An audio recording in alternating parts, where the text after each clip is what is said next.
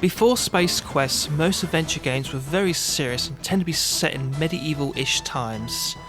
Space Quest bucked this trend by having this game set in the future, and furthermore it was a funny game to play.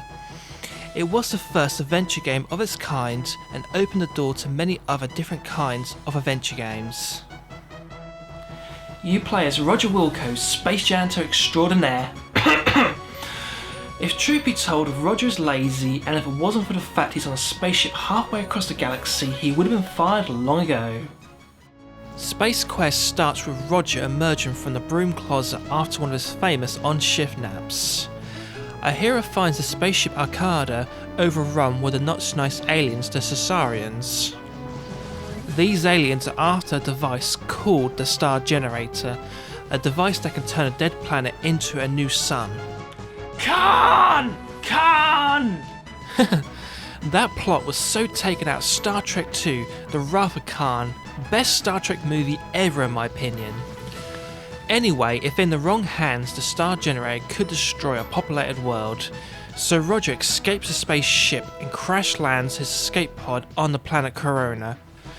This is where Roger's adventure to stop the evil Saurians begins.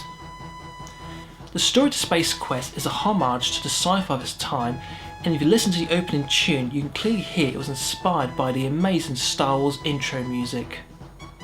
This game doesn't take itself seriously at all, and the fourth wall breaking jokes really help draw you into this experience and make you laugh in the process. But the biggest laughing point of this game is when your character dies, and when I say die, I mean you die a lot. In trying to make a game challenging, you inevitably force the player to fail, and as frustrating as this is, you reload your save and try again.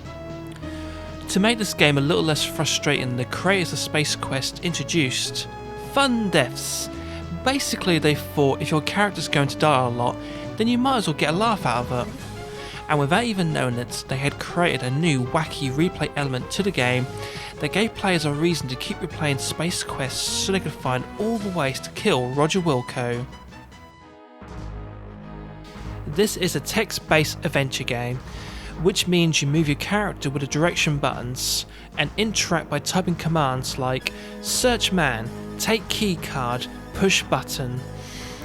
I'm not the biggest fan of this style of adventure game, but if you can get past having to type commands to interact with this world, then it's still a fun game to play.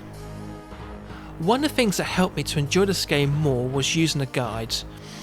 It served the purpose of helping me when I got stuck, but also on how to word commands just in case I wasn't sure what to type. Games like this only recognise certain words together, so you have to get the commands just right. This game could easily be finished in an evening, but it doesn't make Space Quest any less fun to play. I don't have any major complaints with this game other than the land speeder section being way too hard and this game's gameplay style, which pretty much became redundant with the advent of point and clicking, so it's not a case of this game being flawed, but more like time just passed by. In 91, an enhanced version of Space Quest was released to bring this game up to the standard of the later ones in the Space Quest series. It would feature better graphics redone in the style of a 50s B sci-fi movie with improved music and digitised sound effects, but more importantly, this game now has a point and click interface. So if you're not a fan of text-based adventure games but do like point and click ones, then I would suggest you try and hunt down the VGA remake. But sadly it hasn't received the GOG treatment yet that the original received years ago. I'm not sure how you would run the improved version of this on a modern computer operating system, but hey, that's what Google's for, so search away and I'm sure you'll find a solution. Whatever version of Space Quest you do end up playing, you're in for a blast, and I give this game the thumb of approval. Thank you for watching, and I'll see you next time.